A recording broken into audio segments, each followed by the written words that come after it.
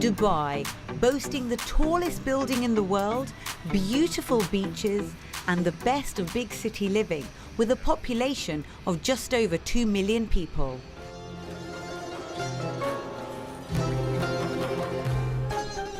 But who would have thought the Dubai desert would be the setting of a literature festival? The festival itself is in its 5th year, but this is the first time they're bringing it out in the open for a poetry session under the stars. This is just one of 200 events held across a week, ranging from performances to debates and workshops with some of the world's best-known authors and poets, including the Booker Prize winner Ben Okri. I think the Middle East is very saturated with politics, our perception of it and our misperception of it. I think it's very important to bring so many critical, cultural, artistic voices together. Literature has always been one of the great unifiers. Where people fight wars with one another, they read one another's books. Literature has always transcended adversity, difficulties, misperception, ugliness in terms of cultural contacts. Literature is actually the greatest friend maker.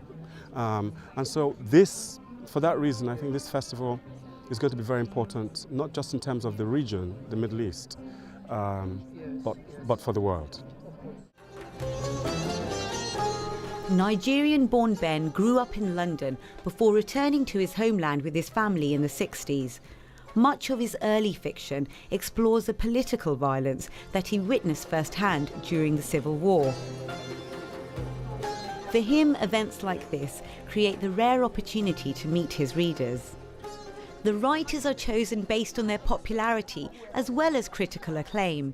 Although organisers ensure the festival abides by the laws and regulations of the UAE, they are keen to balance cultural sensitivity with artistic expression. When you go to any of the sessions, you will see Emiratis there in force, you will see every other nationality as well. I think it's dialogue, conversation, disagreeing, all of those happen at a literary festival. I think it is very good for Dubai, and I think Dubai is absolutely the right place for those kind of things to happen. والقارب المثقوب من كثرة الخونة وكانت القرون تلبي له.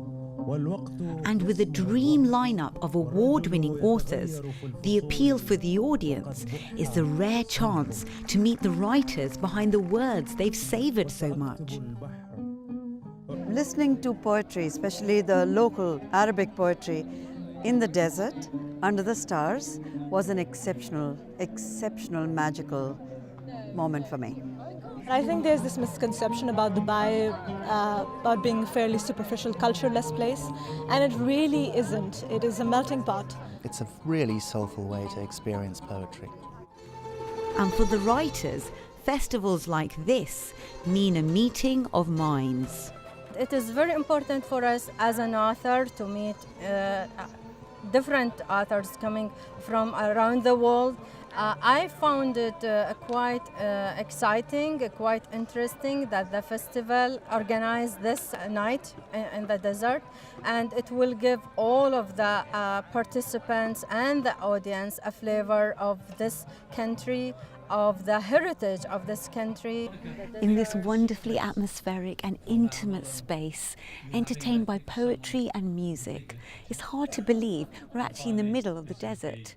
The flames and the birds were all that I could hear. And as the night came on, with pollen settling on the glass ceiling, a 300-strong audience are entertained with poetry in languages from Arabic